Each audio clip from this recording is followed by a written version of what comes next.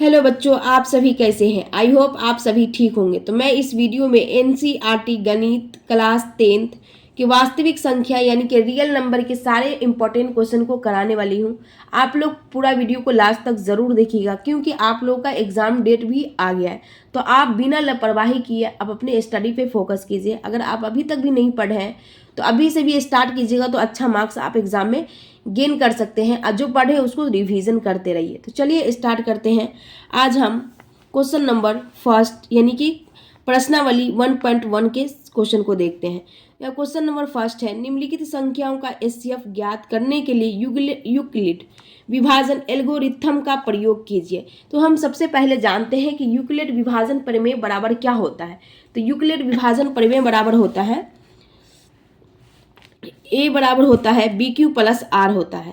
B Q plus are होता है जहाँ एक कंडीशन है 0 से बड़ा या बराबर आर, आर से बड़ा क्या होता है बी।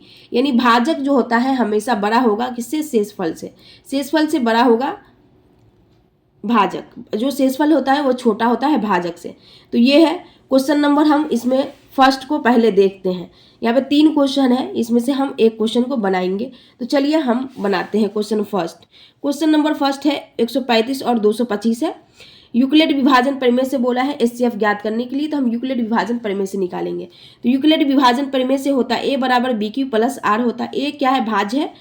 आप चौथा पांचवा क्लास में पढ़े होंगे ना, भाज बराबर भाजक गुने भागफल प्लस शेषफल। तो वही है यहाँ पे भाज। ए बराबर भाज है, बी क्यू बी जो है भाजक है गुना भागफल क्यू है प्लस शेषफल है आर। इसका एक कंडीशन क्या, 0 से बड़ा या बराबर आर होगा और आर से भी बड़ा इसका भाजक यानी बी होगा। तो हम बड़ा वाला जो संख्या है उसको हम क्या मानेंगे, बड़े वाली संख्या को हम ए 225 मानेंगे और छोटा वाला को हम बी मतलब कि 135 मानेंगे।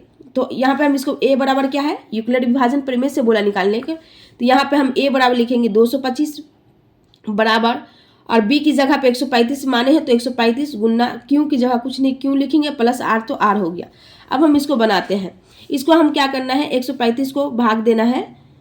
135 को हम इन 225 को हमको भाग देना है 135 से। तो 135 दूना क्या हो जाएगा, 270 हो जाता है। 270 हो जाएगा, इसलिए ज़्यादा हो जाएगा कम एक बार में। तो 135 हुआ और यहाँ पर 5 में से 5 जाएगा तो 0 और 2 में से 3 तो नहीं जाएगा। तो यहाँ से 12 में से 3 जाएगा, 12 में से 3 जाएगा तो कितना 9 आएगा। 9 आएगा, यहाँ 1 हुआ, 1 से 1 कट गया तो यहाँ पे कुछ नहीं हुआ, कट गया मतलब 0 आ गया। तो ये क्या हो गया, ये जो है इसका ये हो जाएगा भाजक।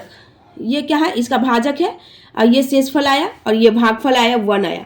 तो हमको यहाँ पे लिखना 225 हो गया भाज बराबर और यहाँ पे 135 है तो 135 भाजक अगुण है इसका जो है ये क्या है, भागफल कितना आया है 1 आया है।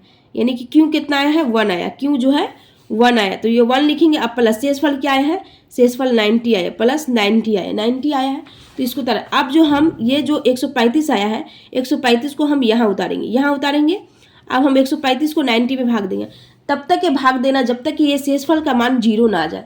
0 आ जाएगा वहाँ पे हमको छोड़ देना।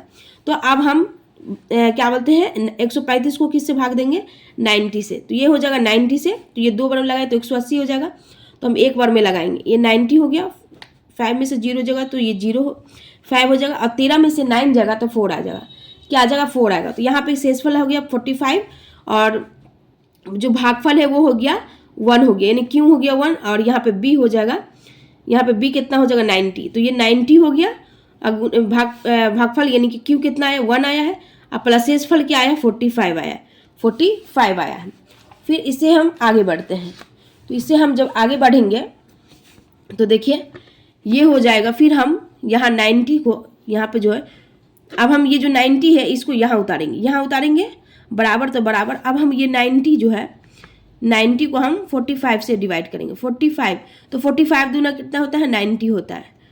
तो ये 0 हो जाएगा, ये भी 0। तो ये शेषफल की जगह आपको क्या लाना था, 0 लाना था। ये तो आ गया 0 और यहाँ पे खत्म। ये हो जाएगा। अब हम क्या है, ये भाजक है यानी कि बी हो जाएगा, आर हो जाएगा और ये क्यू हो जाएगा। तो बी की जगह पे 45 गुने और क्यू की जगह पे 2 है और प्लस आर की जगह पे 0 है, ये 0 है। अब इधर से देखेंगे, इधर से गिनेंगे 1 2 3, तीसरा नंबर पे जो आएगा वही आंसर होता है, वही क्या होगा आंसर होगा।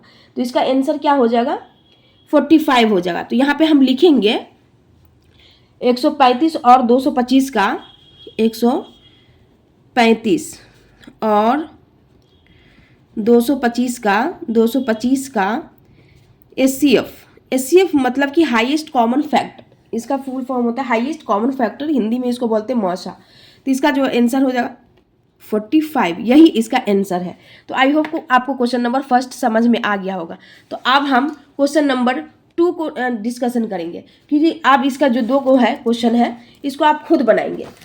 इससे क्या, इससे पहले मैं पूरा वीडियो को डिस्कशन कर चुकी हूँ, एक एक कर 1.1, 1.2, 1.3, 1.4 के सारे एक एक क्वेश्चन डिस्कशन की हूँ। अगर आप नहीं देखे हैं तो नीचे डिस्क्रिप्शन में लिंक है, आप वहाँ से देख सकते हैं। इसमें मैं इंपॉर्टेंट क्वेश्चन कराने वाली हूँ, और जिससे आप एक वीडियो में सारा चैप्टर को कवर कर ले। तो इसमें मैं एक बता दी हूँ, आप ये दोनों का आप बनाएंगे और कमेंट बॉक्स में बताएंगे इसका आंसर। अगर नहीं बनता है तो आप जाके नीचे डिस्क्रिप्शन में लिंक है, आप वहाँ से देख सकते हैं। अब हम क्वेश्चन नंबर 2 बनाएंगे कि दर्शाइए कि कोई भी धनात्मक विषम पूर्णांक, जो धनात्मक विषम पूर्णांक है 6q+1 या 6q+3 या 6q+5 के रूप का होता है, जहां q कोई पूर्णांक है। तो सबसे पहले हम जान लेते हैं कि पूर्णांक संख्या क्या होता है। तो पूर्णांक संख्या जो शून्य के साथ धनात्मक भी हो और ऋणात्मक भी हो, उसी को हम पूर्णांक संख्या कहते हैं। क्या हो, धनात्मक भी हो और ऋणात्मक हो, उसी को हम पूर्णांक संख्या। यहाँ पे हम क्वेश्चन नंबर 2 लिखेंगे, 2 का सोल्यूशन को देखेंगे। क्वेश्चन नंबर 2, तो पूर्णांक संख्या किसे कहते हैं, पहले हम पूर्णांक, क्वेश्चन में क्या पूछा जा रहा है तो उससे आप जो पूछा जा रहा है उसको आप कवर कर लेते हैं तो आपका आसानी से बन जाएगा। तो पूर्णांक संख्या किसे कहते हैं, शून्य के साथ 1, 2, 3, यहाँ से इन्फिनाइट तक, यहाँ पे -1, -2, -3, यहाँ से डायरेक्ट इन्फिनाइट तक, इसी को हम कहते हैं शून्य के साथ धना। ये जो हो गया इधर वाला, ये ऋणात्मक हो गया, और इधर वाला क्या हो गया, पॉजिटिव हो गया। शून्य के साथ ऋणात्मक और जो धनात्मक संख्या को हम क्या कहते हैं, पूर्णांक संख्या कहते हैं। तो आई होप आपको पूर्णांक संख्या समझ में आ गया।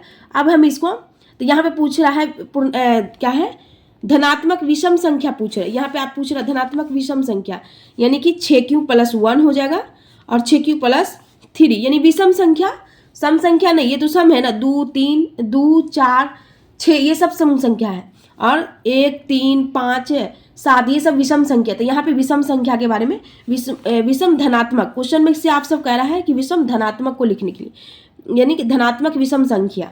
तो यहाँ पे हम वहाँ पे लिख लेंगे 6q+1 तो उतार लेते हैं, और 6q+3 और 6q+5 के रूप में आपको का होता है, जहाँ q कोई पूर्णांक है, q क्या है, पूर्णांक है। तो इस क्वेश्चन को हम हल करेंगे।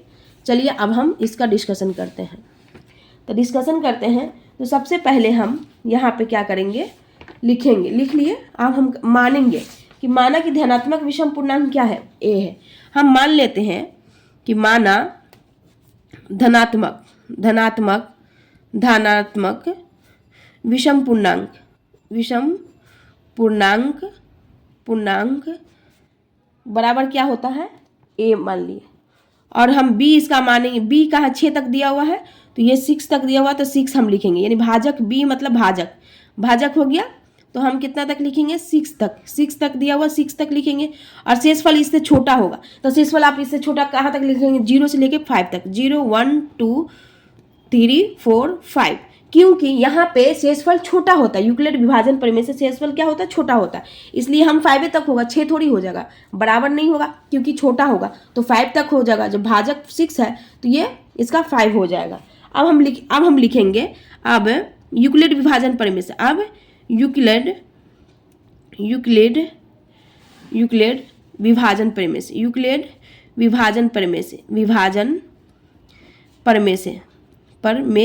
से तो a बराबर क्या होता है, तो a बराबर होता है BQ+R। तो यहाँ पे a बराबर क्या है, a है, और b का मान क्या है, 6 है, 6q तो 6 प्लस, और शेषफल कहाँ तक लेना है, तो हमको 5 तक लेना है, 5 तक लिखना है। तो यहाँ पे लिखना r। अभी हम शेषफल एक ही करके ना लेंगे, तो हम जहाँ यहाँ पे मान रखेंगे, जहाँ हमको r बराबर कितना लेना है, 0 लेना है, 1 लेना है, 2 लेना है, 3 लेना है, 4 लेना है, 5 लेना है, 5 तक लेना है आपको, यहाँ पर 5 तक आपको लेना है। तो ये हम कितना 5 तक लेना है, तो हमको r बराबर क्या क्या मान रखेंगे, 0, 1, 2, 3, 4 और 5। तो यहाँ पे हम लिखेंगे, क्या लिखेंगे, तो हम लिखेंगे a बराबर हो जाएगा BQ प्लस R है, तो a बराबर हो जाएगा 6Q प्लस R की जगह हम पहले 0 रखेंगे तो ये 0 हो जाएगा। तो जब हम इसको 0 से ही करेंगे तो ये हो जाएगा 6Q हो जाएगा, ये 6Q हो गया, ये 6Q हो गया, आ गया 6Q, तो इसको छोड़ देते हैं। अब हम a बराबर 6Q प्लस आप क्या रखेंगे, 1 रखेंगे, 1 रखेंगे तो ये 1 हो गया, ये 1 हो गया, तो इसको हम, ये 1 हो गया। अब हम a बराबर 6Q प्लस 2 रखेंगे, 2 R की जगह पे 2, यानी कि R का मान हमको सिर्फ डालते जाना है। अब a बराबर हो जाएगा 6Q प्लस 3, a बराबर हो जाएगा 6Q प्लस 4, a बराबर हो जाएगा 6Q प्लस 5। अब हमको क्वेश्चन में कहा गया था विषम धनात्मक पूर्णांक कहा गया था, तो विषम संख्या को 5 तक लिखना था, 5 के रूप का होता है, तो यहाँ तक लिखना था, तो हो गया। अब हमको विषम लेना है, यहाँ पे सम को नहीं लेना, विषम को, तो 6x1 7 हो गया, ये विषम हो गया, 6Q तो ये सम है ना, तो ये इसको नहीं लेना है, और 6Q प्लस 1 यानी 6x 7 हो, ये विषम है, ये हो गया, ये हो गया, इसको ऐसे घेरा लगा देंगे जिससे आपका क्वेश्चन जो है आकर्षक दिखेगा, आंसर जो आकर्षक दिखेगा। और यहाँ पे 6 और 2 8 होता है, ये विषम हो, ये नहीं लेंगे, a बराबर 6Q प्लस 3, 6 3 9 होता है, ये एक विषम संख्या है, तो ये हो जाएगा विषम धनात्मक में आ जाएगा, तो इसको हम घेरा लगाएंगे। फिर हम 6 4 10 होता है, विषम में आएंगे, इसको नहीं लेंगे। 6 5 11 होता है, तो इसको लेंगे, तो इसको हम तीनों को घेरा लगाएंगे। अब हमको नीचे लिखना है कि कोई भी धनात्मक विषम पूर्णांक 6Q प्लस 1, 6Q प्लस 3 और 6Q प्लस के रूप का होता है, क्योंकि यहाँ पे हो गया ना, ये भी आ गया 6Q प्लस 1, 6Q प्लस 3 और 6Q प्लस 5 आ गया। तो यहाँ पे लिखना है कि कोई भी, जो क्वेश्चन में पूछा गया उसी को लिखेंगे कि कोई भी धनात्मक पूर्णांक, कोई भी धनात्मक विषम पूर्णांक, धनात्मक विषम पूर्णांक 6Q plus 1, 6Q plus 3, 6Q plus 5 का रूप होता है। तो ये क्वेश्चन में पूछा गया था और ये प्रूफ भी हो गया, तो इसका आंसर यही हो जाएगा, ये बन गया, क्वेश्चन 2 भी आपका बन गया। आई होप आपको यह क्वेश्चन भी आपको समझ में आ गया। क्वेश्चन नंबर जो 2 है बन गया है, तो आप इसे अच्छा से देख लीजिएगा। अगर एक बार में नहीं समझ आता तो वीडियो को 2 बार देख लीजिए, फ्री तो है, पैसा तो पेड करना नहीं है, पैसा तो देना नहीं है, तो आप आराम से फ्री जितना हो सके देखिए और दोस्तों को भी शेयर कीजिए। अब हम क्वेश्चन नंबर 3 की तरफ बढ़ते हैं। किसी परेड में 616 सदस्यों वाली एक सेना यानी कि आर्मी की टुकड़ी को 32 सदस्यों वाले एक आर्मी बैंड के पीछे मार्च कराना है। दोनों समूह के समान संख्या वाले स्तंभों में मार्च करना है। उन स्तंभों की अधिकतम संख्या क्या है? अधिकतम संख्या क्या जिसमें वो मार्च कर सकते हैं? तो अधिकतम संख्या, जैसे आपको क्वेश्चन पूछा जाए तो आप एचसीएफ ज्ञात करेंगे। आप क्या ज्ञात करेंगे? एचसीएफ ज्ञात करेंगे। हाईएस्ट कॉमन फैक्टर, यानी कि हाईएस्ट कॉमन फैक्टर, जैसे न्यूनतम यहाँ पे लिखा रहा था, या अगर क्वेश्चन में न्यूनतम कहा था तो न्यूनतम में आप क्या करते हैं कि एलसीएम निकालते हैं। न्यूनतम में हम एलसीएम निकालेंगे, जहाँ क्या बोलते हैं अधिकतम दिख गया तो हम इसका एचसीएफ निकालेंगे। तो 616 और 32 का हम यहाँ पे हम एचसीएफ नहीं, यहाँ पे तो ऐसा कुछ नहीं कहा जाता कि यूक्लिड विभाजन प्रमेय से बताओ, तो आप चाहे तो यूक्लिड विभाजन प्रमेय से ही बना सकते। ए बराबर 616 मान लीजिए बड़ा संख्या को, और बी बराबर हम 32 को हम भाजक मान लेंगे। इससे आप यूक्लिड विभाजन प्रमेय से निकाल सकते हैं, मगर मैं इसमें यहाँ पे कहा नहीं गया तो मैं डायरेक्ट निकाल दूंगी 32 और 16 का एचसीएफ। 32 और 616 का एचसीएफ निकाल देंगे। तो एचसीएफ निकालने के लिए हाईएस्ट कॉमन फैक्टर, यहाँ पे क्या चीज़ से काटे जो दोनों कट जाए, तो 4 से काटेंगे तो 4 8 32 हो जाएगा। पहले 2 से आप लगा सकते हैं, पहले हम 2 से लगाएंगे, कोई भी से 2 से लगाएंगे तो 2 एकम 2 हो जाएगा और 2 छक्का 12 हो जाएगा। यहाँ पे 16 हो, 2 छक्का 12 हो जाएगा और 2 एकम 2 तिया 6 हो जाएगा और 0 2 तिया 2 8 16 हो जाएगा।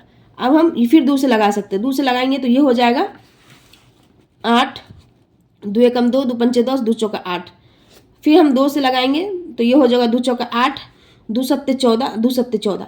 अब देखिए ये जो आया ना, यही है हाईएस्ट कॉमन फैक्टर, यानी एचसीएफ यही हो जाता। 2 का 2, 2 4 चौका 4 8, तो एचसीएफ इसका क्या हो जाएगा? एचसीएफ हो जाएगा हाईएस्ट कॉमन फैक्टर हो जाएगा 8, इसका आंसर होगा। तीसरा क्वेश्चन का आंसर क्या हो जाएगा?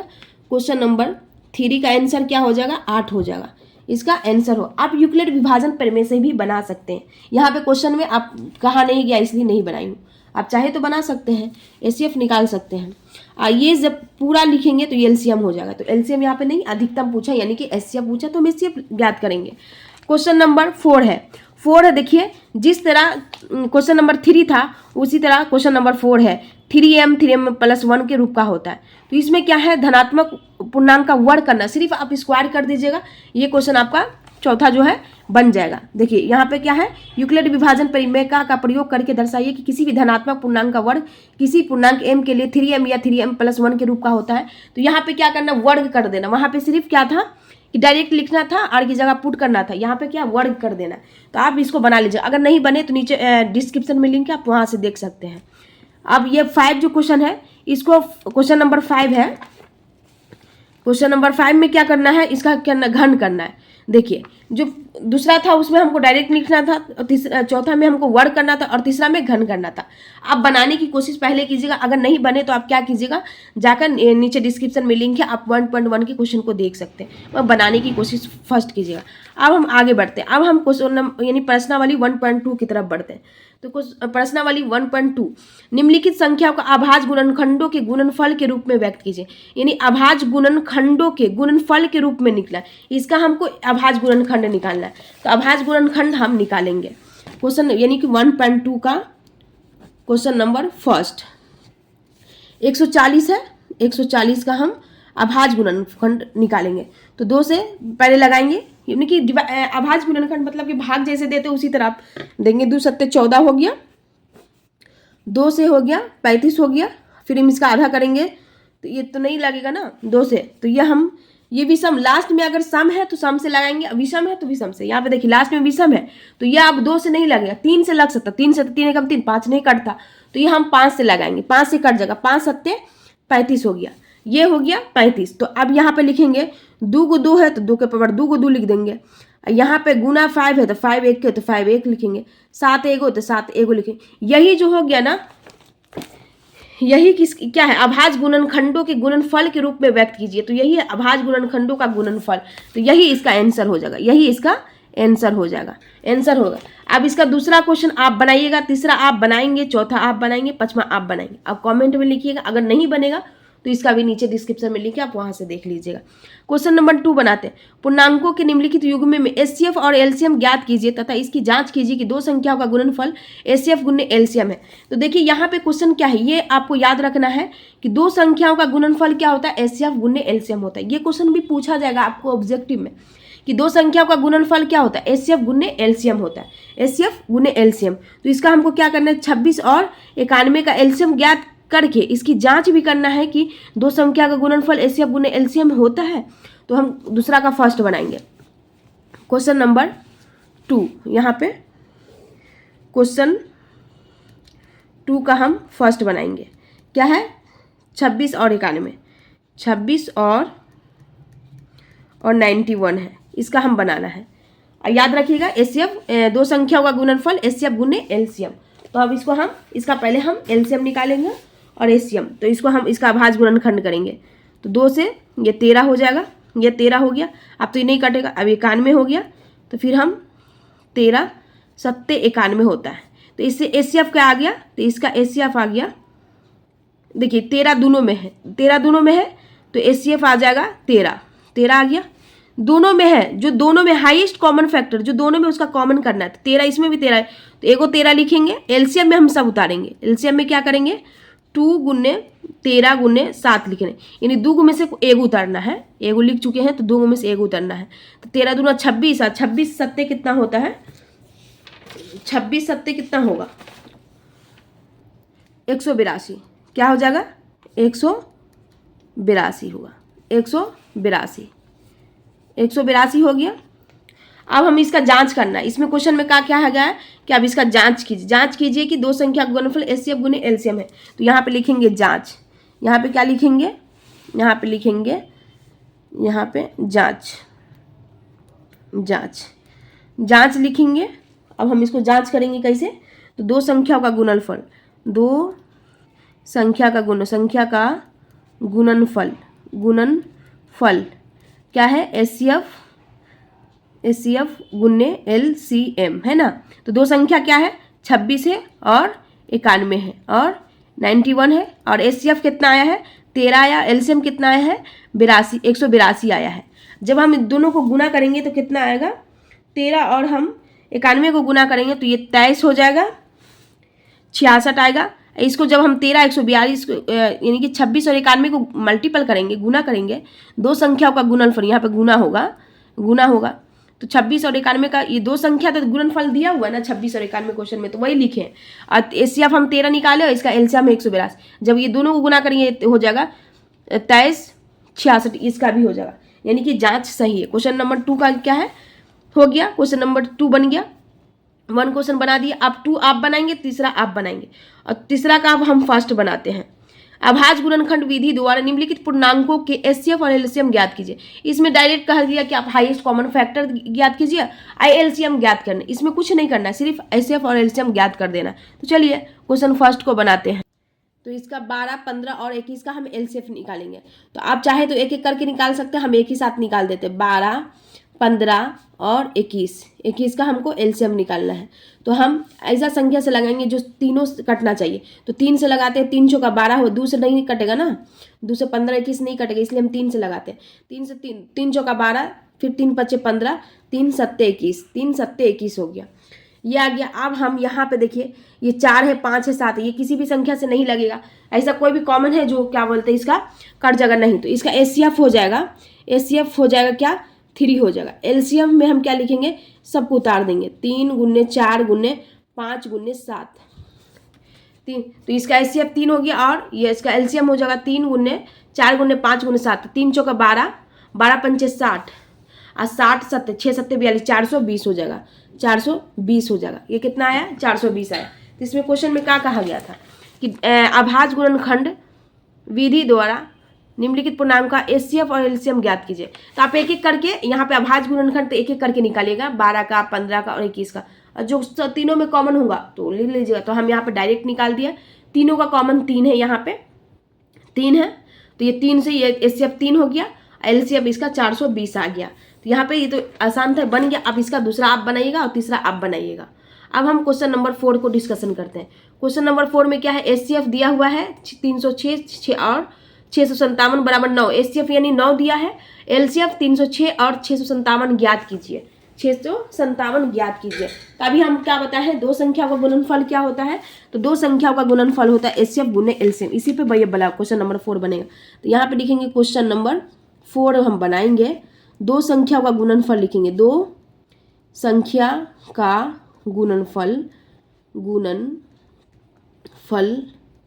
बराबर क्या होता है, फल बराबर होता है HCF गुने LCM, HCF गुने LCM। देखिए इस पे क्वेश्चन भी आ गया और ये ऑब्जेक्टिव में पूछा। तो दो संख्या इसमें क्या क्या दिया हुआ था, दिया हुआ है 306 और 657। तो ये दो संख्या है 306 गुने कितना है 6 5 6 5 7 गुने HCF कितना दिया है, इसका 9 दिया हुआ है, LCM ज्ञात करना है, LCM ज्ञात करना है। तो आप चाहे तो यहाँ से भी डायरेक्ट काट सकते हैं, आप चाहे तो यहाँ पे लिख लीजिए पहले गुने 657। ये 9 जो है बराबर के इस भाग मल्टीपल में, तो यहाँ पे डिवाइड में आ जाएगा, यहाँ पे बचेगा क्या, LCM बचेगा। LCM 9 से जब हम काटेंगे, 9 का 9 18, 27 चौका 9 का 9 18, 27 हो गया, इसमें 3 इसमें चला गया तो हो गया 36, 9 चौका 36, तो 34 गुना 657 बराबर हो गया LCM हो गया। अब हम 34 को 657 से मल्टीपल करेंगे तो इसका आंसर क्या, गुना करने पे कितना आएगा, 22 33, इसको जब गुना करेंगे तो 22 33 8 आ जाएगा। तो इसका LCM हो गया 22 33, यही क्वेश्चन में बोला गया था निकालने के लिए, तो ये इसका आंसर हो गया। ये क्या हो गया, इसका आंसर हो गया, ये क्वेश्चन नंबर 4 का आंसर हो गया। अब 5 है कि जांच कीजिए कि क्या किसी प्राकृतिक संख्या n के लिए संख्या 6n का अंक पर 0 समाप्त हो सकती है। तो जो जांच कीजिए किसी भी प्राकृतिक संख्या n के लिए संख्या जो है 6n अंक पर समाप्त हो सकती है। तो 0 पर समाप्त होने के लिए हमको लाना पड़ेगा 2 गुने 5 का आना है, वही हो जाएगा तो हम यहाँ पे आपको क्वेश्चन से यानी कि आंसर हम डायरेक्ट यहाँ पे आपको लिखना ही पड़ेगा। मैं डायरेक्ट समझा देती हूँ यहाँ पे, यानी कि यहाँ पे आपको लिखना होगा। क्वेश्चन नंबर जो है उसका हल है 5 का हल है, इसको आपको लिखना पड़ेगा। यदि कोई संख्या 0 पे समाप्त होना चाहती है तो उसका अभाज्य गुणनखंड के कम से कम एक बार 2 गुने 5 का आना चाहिए। यानी अगर कोई भी अभाज्य गुणनखंड है उसमें क्या बोलते हैं वो 0 पे समाप्त होना चाहती है, उसके लिए आपको 2 गुने 5 का रूप आएगा तभी वो 0 पे समाप्त हो। तो यहाँ पे 6 दिया हो तो हम 6 का क्या करेंगे, डायरेक्ट फैक्टर करेंगे कि 2 गुने 5 के रूप में आता है कि नहीं। तो यहाँ पे 6 है, तो जब इसका हम फैक्टर करेंगे तो 2 गुने 3 का रूप आता है, यानी अभाज्य गुणनखंड करेंगे तो 2 गुने 3 का फैक्टर किए तो ये हो गया 2 गुना 3। तो 6 का गुणनखंड करने पर 2 गुने 5 के रूप का नहीं ना है, 2 गुने 3 का, अर्थात यह कभी भी 0 पर समाप्त नहीं हो सकती है किसी भी प्राकृतिक संख्या n के लिए, क्योंकि 0 पे समाप्त नहीं हो सकती है क्योंकि ये 2 गुने 3 का फैक्टर है और 0 पे समाप्त होने के लिए 2 गुने 5 का फैक्टर होना चाहिए। तो क्वेश्चन नंबर ये क्या है 5 भी बना दिए। अब हम क्वेश्चन नंबर 6 है, तो ये व्याख्या कीजिए कि 7 गुने 11 गुने 13 प्लस 30 मल्टीपल 13 प्लस 13 और 7 गुने 6 गुने 5 गुने 4 गुने 3 गुने 2 गुने 1 प्लस 1 भाज्य संख्या क्यों है। तो सबसे पहले हम जान लेते कि भाज्य संख्या होती क्यों है। तो भाज्य संख्या उसे कहते हैं जो जिसका क्या बोलते हैं कि हम जिसका फैक्टर कम से कम 3 आना, फैक्टर करेंगे तो उसका क्या बोलते हैं मिनिमम 3 आना चाहिए और मैक्सिमम जहाँ तक आ जाए। तो इसका फैक्टर जैसे हम 4 भाज्य है तो भाज्य को हम 4 का फैक्टर करेंगे तो ये 4 हो गया, 4 का फैक्टर करेंगे तो क्या हो गया 2 से भी कटेगा, ये 4 से भी कटेगा और 1 से भी कटेगा। तो ये क्या है इसका मिनिमम 3 आना चाहिए फैक्टर और हाईएस्ट कहीं कितना भी जा सकता है, यानी मैक्सिमम कितना भी जा सकता है। तो यहाँ पे पूछ रहा है कि भाज्य संख्या क्यों है, तो भाज्य संख्या क्यों ये बताना यहाँ पे। तो अब हम यहाँ पे क्या करेंगे, यहाँ पे क्वेश्चन में दिया गया है, क्वेश्चन में क्या दिया हुआ है 7 है तो 7 यहाँ पे देखिए यहाँ पे 13 है, ये 13 है, यहाँ पे 13, यहाँ पे भी 13 है। तो हम 13 को कॉमन ले लेते हैं, 13 कॉमन लेंगे तो यहाँ पे क्या बचेगा 7 गुने 11 गुने और 13 कॉमन नहीं तो यहाँ पे 1 हो जाएगा, है ना 1, और यहाँ पे प्लस हो जाएगा, यहाँ पे भी 1 हो जाएगा क्योंकि हम 13 को कॉमन ले चुके हैं। अब तो ये जब इसको हम बनाएंगे, सॉरी यहाँ पे तो दिख ही नहीं रहा है, यहाँ पे थोड़ा सा यहाँ पे करना पड़ेगा। देखिए 13 हम कॉमन लिए थे तो 7 बचा था, 7 11 और 13 का कॉमन लिए थे, यहाँ पे 1 बचा, यहाँ पे भी 13 को कॉमन लेते 1, 11 7 77 होता है, ये 77 हो गया, अब प्लस 1 ये 13 हो गया, 13 गुने यहाँ पे कोष्टक का मतलब होता है, इन ब्रैकेट का मतलब होता है गुना, तो 77 1 क्या तो 78 होता है, 78 हो गया। अब बोलेगा कि भाज्य, तो ये तो भाज्य नहीं क्योंकि इसका 2 मिनिमम फैक्टर आया, तो नहीं, अगर 1 से गुना करेंगे तो इसका 3 हो गया, तो मिनिमम हमको 3 फैक्टर लाना है, तो ये हो गया इसका अभाज्य, ये भाज्य है क्योंकि इसका फैक्टर मिनिमम क्या इतना आ गया 3 आ गया, तो ये भाज्य हो जाएगा। अब हम इसमें दूसरा दिया हुआ था, क्या दिया हुआ था दूसरा है 7 गुने 6 गुने 5 गुने 4 गुने 3 गुने 2 गुने 1 प्लस 1 प्लस 5, तो यहाँ पे 5 इसमें भी दिख रहा है 5 इसमें, तो हम 5 यहाँ पे कॉमन लेंगे, 5 को हम कॉमन लेंगे तो यहाँ पे बच जाएगा क्या 7 गुने 6 गुने 5 नहीं लेंगे क्योंकि 5 को हम कॉमन ले लिए, तो यहाँ 4 हो जाएगा, 3 हो जाएगा, गुने 2 हो जाएगा और 1 हो जाएगा, अब प्लस 5 हम कॉमन लिए तो यहाँ पे 1 हो जाएगा, तो यहाँ पे 5 हो गया। अब हम इस सबको गुना करेंगे तो 6 7 42, यानी 4 3 12, यहाँ से करते 3 दूना 6 6 को 24 और 24, अब 42 को गुना करेंगे तो 24 और 42 को गुना करने पे कितना 1008 आया और प्लस 1 हो जाएगा, तो ये हो जाएगा 5 गुने, इसको ब्रैकेट का मतलब होता है गुना होता है, तो अब गुना कर दिया और इसको जोड़ेंगे तो 1009 हो जाएगा। जब हम इसको मल्टीपल करेंगे तो ये हो जाए, अब इसका ये तो 2 ही आया इसका मिनिमम फैक्टर, तो इसको 3, यानी 1 से गुना तो कर सकते हैं ना, 1 से गुना किए तो मैक्सिमम इसका जहाँ तक जा सकते इसका फैक्टर जितना हो सकता, मिनिमम हमको 3 ही फैक्टर लाना है।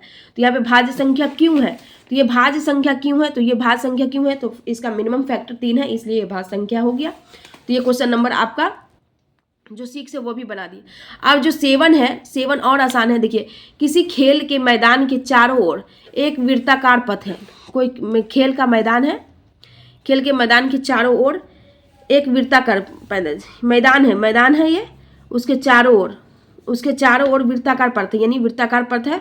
इस मैदान का एक चक्कर लगाने में सोनिया को 18, सोनिया जो है, सोनिया को कितना मिनट लगता है 18 मिनट, सोनिया को 18 मिनट लगता है, जबकि इसी मैदान का एक चक्कर लगाने में रवि को 12 मिनट, रवि को कितना लगता है 12 मिनट लगता है, 12 मिनट लगता है। तो मान लीजिए कि वे दोनों एक ही स्थान पर एक ही समय पर चलना प्रारंभ करके एक ही दिशा में चलते हैं।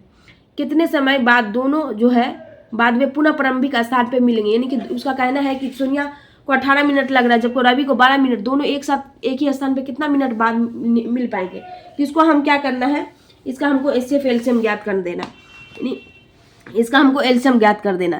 तो एलसीएम हम ज्ञात करेंगे तो ये हो जाएगा 18 और 12, 18 12 का हम एलसीएम करेंगे तो 2 से लगाएंगे, 2 नंबर 18 हो जाएगा, यहाँ पे 2 नंबर क्या होगा 18 हो जाएगा, 2 6 का 12 हो जाएगा। फिर हम ये 2 से नहीं लगा 3 से, 3 3 9 से और 3 दूना 6 हो जाएगा। अब हम लिखेंगे यहाँ पे 2 गुन्ने 3 गुन्ने 3 गुन्ने 2, 3 दूना 6, 6 3 का 18, 18 दूना 36, 36 यही इसका आंसर होगा, इसका आंसर होगा। ये दोनों एक साथ कब मिलेंगे 36 मिनट बाद दोनों एक साथ मिल जाएंगे।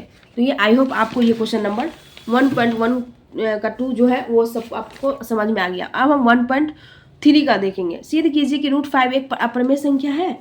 यहाँ पे है क्वेश्चन नंबर 5 एक है 1.3 का, सिद्ध कीजिए कि √5 एक अपरिमेय संख्या है। इसको हम सिद्ध करते हैं। तो √5 जो है अपरिमेय संख्या है।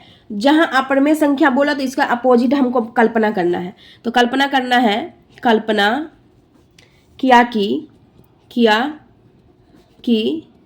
√5 क्या है, √5 एक परिमेय संख्या है, परिमेय संख्या है। यानी हमको ये अपरिमेय बोला, यहाँ पे हम परिमेय नहीं, इसका अपोजिट मानेंगे, परिमेय संख्या है, संख्या है, परिमेय संख्या है। जहाँ तो ये हो जाएगा √5 बराबर P/Q, जहाँ P और Q पूर्णांक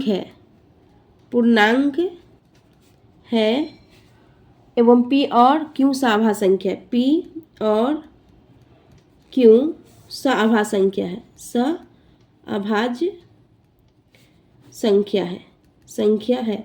अगर √7 भी यहाँ पर रहता तो आप इसी तरह बनाते, इसका जो 3 रहता तो इसी तरह आपका बनता। इसी तरह आपको जैसे अपरिमेय दिया इसका अपोजिट हमको मान ले, कल्पना कर लेना है। कल्पना तो हम कुछ भी कर सकते हैं ना, तो अपरिमेय तो इसको हम परिमेय संख्या में कल्पना कर लिए। तो ये P और Q पूर्णांक संख्या हम बता दी, 0 जो शून्य के साथ है, धनात्मक और ऋणात्मक संख्या उसी को हम पूर्णांक संख्या कहते हैं। और जो है इसका HCF यानी परिमेय संख्या होने के लिए P/Q का रूप होना चाहिए और P/Q और Q is not equal to 0 आना चाहिए, Q का मान कभी भी 0 नहीं होना चाहिए। और P और Q का जो है संख्या सआभाज्य संख्या मतलब कि HCF 1 आना चाहिए। इसका HCF कितना आना चाहिए 1, इसीलिए इसको हम बोलते हैं परिमेय संख्या, इसको बोलेंगे हम परिमेय संख्या। तो आई होप आपको परिमेय संख्या समझ में आ गया, पूर्णांक संख्या समझ में आ गया। अब हम क्वेश्चन को बनाते हैं। तो √5 है, अब हम इसको परिमेय संख्या माने तो P/Q के रूप में लिखेंगे। तो आप देखिए अब हम यहाँ पे कुछ इसके नीचे कुछ नहीं, बट्टा में तो 1 दे सकते हैं, 1 देने से तो कुछ इफेक्ट पड़ेगा ना। तो P को जब हम 1 से गुना करें तो P हो जाएगा, और हम √5 को गुना करेंगे Q से तो ये हो जाएगा √5Q हो जाएगा, √5Q हो जाएगा। P बराबर √5Q हो गया। अब हम क्या करना, दोनों तरफ वर्ग करेंगे तो दोनों तरफ करेंगे, दोनों तरफ वर्ग करने पर तो ये हो जाएगा P² बराबर √5Q। तो दोनों का वर्ग करेंगे तो वर्ग हो गया, तो ये P² हो जाएगा। और ये 2 से रूट कटता है, ये 2 से रूट कट जाएगा तो ये हो जाएगा 5Q² हो जाएगा। रूट तो कट गया, 2 से रूट कटे तो Q का तो होगा ना स्क्वायर, तो ये Q² हो गया, Q² हो गया। अब हम इसको हम समीकरण फर्स्ट मान लेंगे, समीकरण फर्स्ट मानेंगे और हम यहाँ पे लिखेंगे P² 5 से विभाजित है। अगर हम ये जो है P² है इसको हम इधर लाएंगे तो ये डिवाइड में आएगा, ये 5 डिवाइड में आएगा क्योंकि गुना है ना। तो ये 5 से विभाजित है, यानी कि ये 5 से इसको तो हम भाग देंगे तो ये तो विभाजित है, ये तो क्या हो जाएगा विभाजित हो जाएगा। तो ये विभाजित है और P भी क्या बोलते हैं 5 से। अगर ये 5 P² से विभाजित है तो 5 से विभाजित है, तो यहाँ लिखेंगे कि P² 5 से विभाजित है। ये सब आपको लिखना पड़ेगा, ये सब लिखना पड़ेगा। ये क्वेश्चन में लिखा भी जाता है। और एवं P भी 5 से विभाजित है, विभाजित है, विभाजित है। अब हम एक प्रोसीजर है, आप इसको करना पड़ेगा, आपको मानना पड़ेगा कि P बराबर होता है 5, जो P आया है P बराबर होता है 5। अब यहाँ पे x मान सकते हैं, मगर ये प्रोसीजर आपको करना ही पड़ेगा। P बराबर 5m, m की जगह x मान लीजिए, कुछ भी मान सकते हैं। तो हम रखने पर P बराबर 5m रखने पर, तो P की जगह यहाँ पे P की जगह क्या है, P स्क्वायर, तो P स्क्वायर। अब हम 5m हुआ, 5m रखेंगे, तो P की जगह पे हम क्या रखेंगे, 5m, सॉरी यहाँ पे रखेंगे 5m का स्क्वायर, 5m, क्योंकि P की जगह पे हमको 5m रखना, 5m का स्क्वायर हो जाएगा। यहाँ पे है 5q का स्क्वायर, है ना, ये 5 का, तो ये 5 25, m स्क्वायर हो जाएगा, बराबर हो जाएगा 5q स्क्वायर हो जाएगा। ये 5 से हम इधर करेंगे तो ये 5 25, तो ये 5m स्क्वायर बराबर हो जाएगा q स्क्वायर, है ना, q स्क्वायर हो गया। इसको हम समीकरण यहाँ पे आप इसको सरिया के लिख सकते हैं, q स्क्वायर बराबर 5m स्क्वायर। ये समीकरण हम सेकेंड बोलेंगे, इसको हम समीकरण सेकेंड। तो यहाँ पे भी लिखना पड़ेगा जो q इसको ऊपर में जो लिखे हैं, q स्क्वायर 5 से विभाजित है, से क्या है, विभाजित है,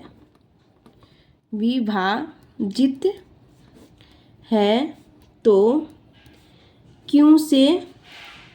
q 5 से विभाजित है, एवं तो q 5 से विभाजित है। तो ये सब आपको लिखना पड़ेगा, या तो रट लीजिए या तो समझ जाइए, दोनों में से कोई एक काम कीजिए, मगर आपको तो बनाना ही पड़ेगा, क्योंकि यहाँ से प्रश्न पूछा जाता है एग्जाम में। तो यहाँ पे हम हो गया। अब हमको लिखना पड़ेगा, यहाँ पे लिखना पड़ेगा आपको समीकरण, इसमें लिखने वाला बहुत काम है। समीकरण फर्स्ट एवं समीकरण सेकेंड, जो फर्स्ट माने थे, और समीकरण सेकेंड में P और Q का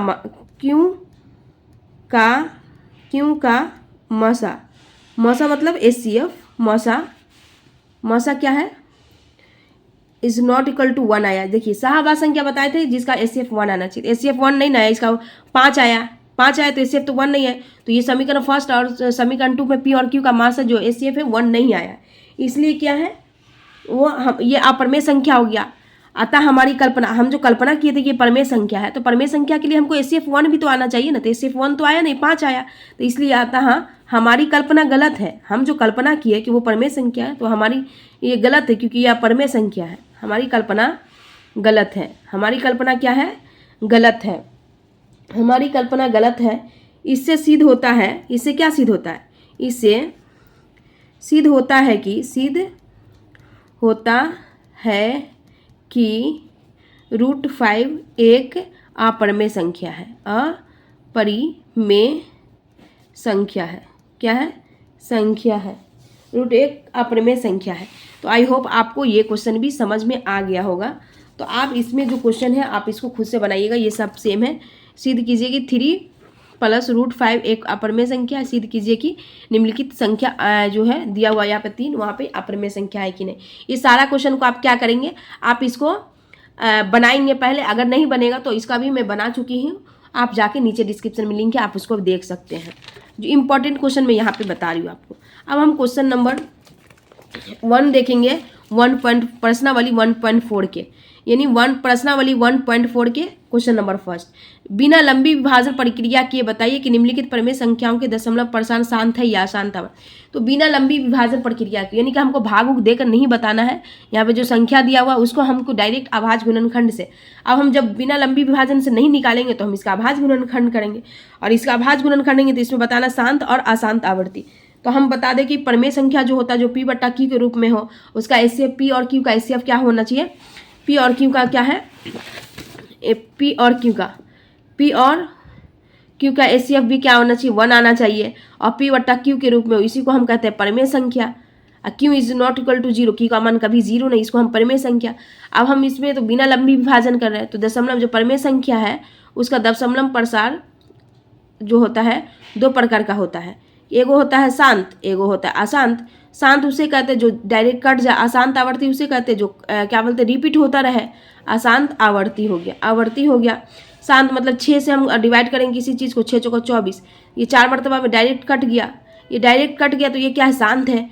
अब हम 3 को 2 से डिवाइड करेंगे तो 0 पॉइंट, यहाँ पे अगर 20 ले लेते हैं, 20 अगर 0 रख दिए तो 20 18 हो गया, तो ये 2 आ गया। फिर हम 0 करेंगे, फिर 6 रिपीट हो रहा है। ये इसका रिपीटिशन जो है ना उसको अशांत आवर्ती कहते हैं, अशांत आवृत्ति कहते हैं। तो आई होप आपको शांत और अशांत समझ में आ गया होगा। तो अब हम इसको अभाज्य गुणनखंड करके निकालना पड़ेगा। तो अभाज्य गुणनखंड हम करेंगे तो ये क्वेश्चन क्या है, क्वेश्चन है इसका क्वेश्चन क्या है, क्वेश्चन है 13, 31, 25। फर्स्ट क्वेश्चन है 13 बट्टा 31, 25। इसका हम फैक्टर करेंगे, तो इसका फैक्टर करेंगे 31 और 25 का अभाज्य गुणनखंड करेंगे। तो इसके तो विषम है तो विषम से ही लगेगा। तो यहाँ पे हम लगाएंगे 5 से, 3 से नहीं लगेगा, 5 5 चौका 30 हो जाएगा, इसमें 5 दूना 10 और 5 25। फिर हम 5 से 5 एकम 5 और इसमें का 1 चला जाएगा, 5 दूना 10 और ये 5 25 हो जाएगी। ये 5 से लगा 5 दूना 10, 5 25 हो जाएगा। फिर हम 5 से 5 25 हो जाएगा। ये क्या हुआ, अभाज्य गुणनखंड विधि से हम इसको तोड़ दें। अब हम ये लिखेंगे 13 बट्टा, ऊपर वाला को हम अंश बोलते हैं, नीचे वाला को हम हर बोलते हैं। तो हर का हमको अभाज्य गुणनखंड, अंश का नहीं करना है, हर का हमको अभाज्य गुणनखंड करना है। इससे भी डिटेल जानना चाहते हैं तो आप 1.4 की वीडियो को देखना पड़ेगा, यानी कि जो हम बताए हुए हैं नीचे डिस्क्रिप्शन में लिंक है, आप उसको देखना पड़ेगा। उसमें और मैं एकदम अच्छा से समझाई हूँ। तो यहाँ पे कितना है, 5 गुने 5 गुने 5 गुने कितना, 1 2 3 4 5 हुआ। तो ये हो जाएगा 13 बट्टा हो जाएगा 5 की पावर 5। अब यहाँ पे हमको अभाज्य गुणनखंड करने, अब हम इसको शांत अशांत कब बोलेंगे, जब ये 2 गुने 5 का रूप आएगा तभी इसको हम शांत बोलेंगे कि ये शांत है। अगर 2 गुने 5 का रूप नहीं आएगा तो इसको हम अशांत आवर्ती बोलेंगे। ये 2 गुने n गुने 5 का पावर n ये भी आ जाएगा तो इसको हम शांत बोलेंगे। घात के पावर घात कुछ आ जाए तो हम इसको शांत बोलेंगे, मगर 2 गुने 5 का रूप आना चाहिए। इसके सिवा कुछ नहीं दिखेगा, यानी 2 गुना 5 नहीं है मतलब कि ये शांत है। ये क्या है, अशांत है, ये शांत नहीं हो सकता। तो ये 13 बट्टा 5 है। 5 है तो अब हम 1 से तो गुना कर सकते हैं ना, क्योंकि अब कोई भी संख्या में 1 से गुना करेंगे तो कुछ नहीं होगा, 5 है तो 5 ही रहेगा। तो हम 1 है तो 1 को हम 13 बट्टा 5 की पावर 5 गुने 2 के पावर 0। अगर 2 के पावर हम 0 रखते हैं या 3 के पावर 0, उसका मान क्या होता है, एक ही होता है, एक ही होता है। तो ये 5 गुने, तो इसको हम इसको लिख सकते हैं 2 के पावर 0 गुने 5 की पावर 5। अपना 100% देना। आप सोचिएगा यहाँ पे हम 2 के पावर 0 अपने मन से काहे लिखे, उसका भी तो मान 1 ही होता है, हम अपने मन से क्यों लिखे। तो अपना 100% पहले देने की कोशिश करेंगे, किसी तरह ये क्या 2 गुने 5 का रूप आ जाएगा तो इसको हम शांत बोल देंगे। अगर नहीं आ जाएगा तब उसको हम अशांत आवर्ती कहें। कोई भी चीज़ को आप अपने 100% देना चाहेंगे ना, कि हम पहले 100% उसकी कोशिश करें उस चीज़ को पाने के लिए, नहीं होगा वो देखा जाएगा, मगर 100% हमको देना है। इसी तरह 100% देने के लिए 2 गुने 5 का रूप लिया तो ये हो गया, शांत हो गया। एक और हम क्वेश्चन बता देते हैं, अशांत आवर्ती का बता देते हैं जिससे आपको समझ में आ जाए। तो यहाँ पे हम बताएंगे क्वेश्चन नंबर जो तीसरा है वो बता देते हैं। दूसरा को आप बना लीजिएगा उसी तरह, वो भी शांत है और 455 है। ये 455 है तो नीचे का हमको क्या करना है, अभाज्य गुणनखंड करना। 455 हुआ तो ये विषम संख्या है तो विषम से लेगा, 5 से लेगा, 5 9 45, 5 एकम 5, 13 7 91, 13 7 91। तो 64 बट्टा हो जाएगा 5 मल्टीपल 13 मल्टीपल 7। ये देखिए 5 गुने, सॉरी नहीं दिखा, 5 गुने 13 गुने 7। ये कहीं से भी आपको दिख रहा है कि इसमें 5 गुने 2 का रूप तो नहीं होगा। तो ये जब 5 गुने 2 दिख गया मतलब कि वो शांत है। 5 गुने जो भी दिखेगा इसके बाद जो भी आपको दिखेगा तीसरा आया तो वो हो जाएगा अशांत आवर्ती, अशांत आवर्ती, अशांत आवर्ती।